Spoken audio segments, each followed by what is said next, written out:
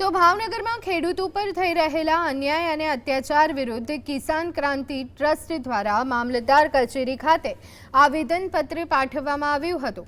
મોરબી સહિતના વિવિધ વિસ્તારોમાં ચાલી રહેલી કામગીરીના પગલે ખેડૂતોમાં અદાણી કંપની સામે ભારે વિરોધનો વંટોળ ઉઠ્યો છે।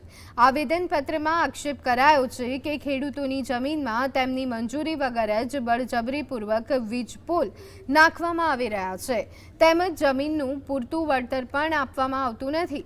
આ અન્યાયી પ્રક્રિયા તાકીદે બંધ કરવા અને ખેડૂતોને ન્યાય અપાવવા માટે કિસાન ક્રાંતિ ટ્રસ્ટના હોદ્દેદારો તથા મોટી સંખ્યામાં ખેડૂતો મામલતદાર કચેરીએ દોડી ગયા હતા।